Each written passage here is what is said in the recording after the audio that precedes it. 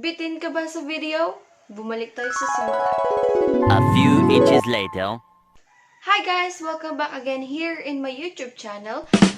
In this video guys, we're going to make a homemade ice cream. So, this flavor guys is mango cookies and cream. So, I will be showing you guys the step-by-step on making this ice cream. So, if you're interested to this video, just keep on watching.